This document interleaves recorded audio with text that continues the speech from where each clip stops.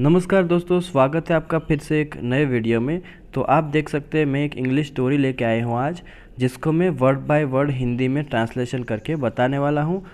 तो आप पूरा वीडियो देखिएगा, अच्छा वीडियो है।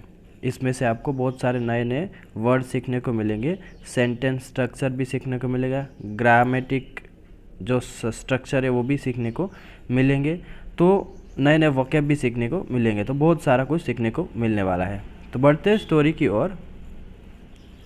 One rainy night.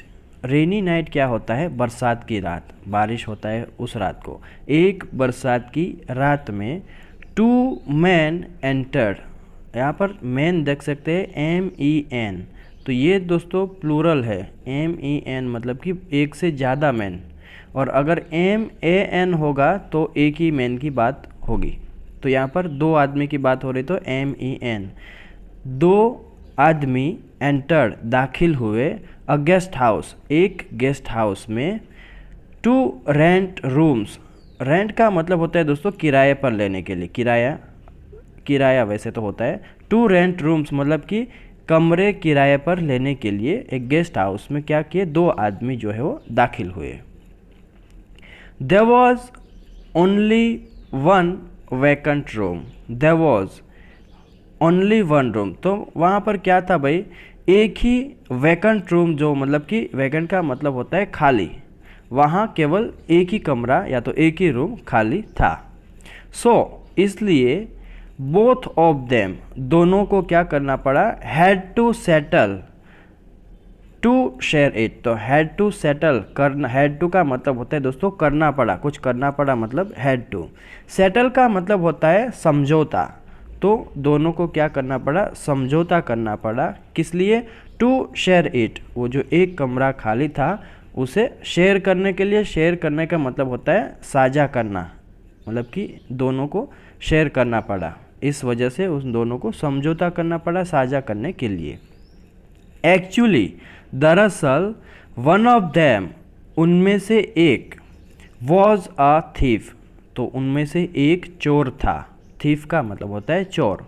एंड, और, the other was a rich diamond merchant. The other, दूसरा जो था, वॉज क्या मतलब होता है था, अ रिच, एक अमीर, डायमंड मर्चेंट। डायमंड मर्चेंट कौन होता है? हीरे का व्यापारी था। तो दोनों आदमी आए थे लेने के लिए कमरा, उनमें से एक चोर था और एक अमीर हीरे का व्यापारी था दोस्तों। The thief had been following the merchant for some time. The thief, चोर जो था, हैड बीन फॉलोइंग, पीछा कर रहा था। फॉलोइंग का मतलब होता है पीछा कर रहा था। द मर्चेंट, व्यापारी का, फॉर सम टाइम मतलब कि कुछ समय से व्यापारी का वो पीछा कर रहा था। द मर्चेंट वॉज कैरिंग, व्यापारी ले जा रहा था, अ लॉट ऑफ कैश, बहुत सारी नकदी, एंड प्रेशियस डायमंड्स, और कीमती हीरे, विथ हिम, उसके साथ। तो अपने साथ व्यापारी क्या ले जा रहा था भाई, बहुत सारी नकदी मतलब कि राशि और कीमती हीरे ले जा रहा था। तो वो चोर जो था वो कुछ देर से, कुछ समय से व्यापारी का पीछा कर रहा था।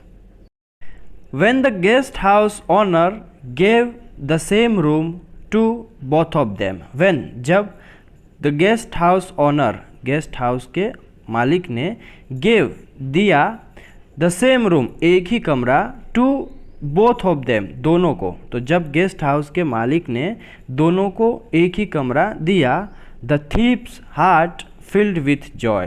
the thief's, चोर का, heart, जो दिल है, फील्ड का मतलब होता है भर जाना, विथ जॉय, खुशी से। जॉय का मतलब होता है खुशी से। तो जब गेस्ट हाउस के मालिक ने दोनों को एक ही कमरा दिया तो चोर का दिल जो है खुशी से भर गया। Both of them kept their luggage in the room. Both of them, दोनों ने क्या किया, केप्ट, कीप का सेकेंड फॉर्म केप्ट, रख दिया, देयर लगेज, लगेज का मतलब होता है सामान, अपना सामान, इन द रूम, कमरे में। तो दोनों ने अपना सामान कमरे में रख दिया। अ फ्यू मिनट्स लेटर, कुछ मिनट के बाद या तो कुछ मिनटों के बाद, द मर्चेंट, व्यापारी, वेंट आउट मतलब कि बाहर गया, फॉर डिनर, रात के खाने के लिए, रात के भोजन के लिए। डिनर को बोलते हैं रात का खाना। तो व्यापारी ने क्या किया, कुछ मिनटों के बाद रात के खाने के लिए वो बाहर गया। द थीफ सर्च्ड, व्यापारी ने क्या किया, तलाशी ली। सर्च का मतलब होता है तलाशी ली। थ्रू द मर्चेंट्स लगेज, मतलब कि जो व्यापारी का सामान उस कमरे में पड़ा था ना, दोनों को एक ही रूम मिला था भाई, तो सामान भी एक ही रूम में रहने वाला है, तो उसके सामान की उसने क्या किया, चोर ने तलाशी ली। बट लेकिन he did not find any diamonds, लेकिन उसे कोई हीरे नहीं मिले। सुन द मर्चेंट रिटर्न्ड, जल्द ही या तो शीघ्र ही, द मर्चेंट रिटर्न्ड, व्यापारी लौट आया। एंड और both of them went to sleep, दोनों के दोनों जो है सो गए। वेंट टू स्लीप का मतलब होता है दोस्तों सो गए, और दोनों सो गए। नेक्स्ट मॉर्निंग, अगली सुबह, द थीफ आस्क्ड, चोर ने पूछा, द मर्चेंट, व्यापारी से पूछा, सर मतलब कि महोदय, आई एम अ थीफ, मैं एक चोर हूँ। आई वॉज ट्राइंग, मैं कोशिश कर रहा था, टू स्टील, चुराने की। स्टील का मतलब होता है चुराना दोस्तों, तो मैं कोशिश कर रहा था चुराने की, योर डायमंड्स, आपके हीरे, तो मैं आपके हीरे चुराने की कोशिश कर रहा था, ऐसा चोर ने जो है उस मर्चेंट से, व्यापारी से बोल दिया। बट लेकिन I did not find them in your bag, लेकिन आई डिड नॉट फाइंड, मैं उसे नहीं ढूंढ पाया, ऐसा बोल सकते, या तो बोल सकते कि मुझे वे नहीं मिले, इन योर बैग, आपके बैग में नहीं मिले, तो लेकिन मुझे वो जो हीरे थे वे आपके बैग में नहीं मिले। द मर्चेंट स्माइल्ड, व्यापारी मुस्कुराया। एंड सेड, और बोला, यहाँ पर इन्वर्टेड कोमा में दोस्तों मतलब कि कोई कुछ बोल रहा है। The diamonds were kept in your bag, the diamonds, हीरे, वर केप्ट, रखे थे, इन योर बैग, आपके थैले में। आई न्यू दैट, मैं जानता था कि, आई न्यू का मतलब होता है मैं जानता था, दैट कि, you would never search there, तुम वहाँ कभी नहीं खोजोगे। तो दोस्तों ये थी हमारी स्टोरी। अगर मोरल इसका बोलूँ तो आपको कि सही टाइम पे अपना दिमाग का यूज़ करना चाहिए, उपयोग करना चाहिए, तो आपको अच्छा होगा। यही आज की स्टोरी का मोरल था।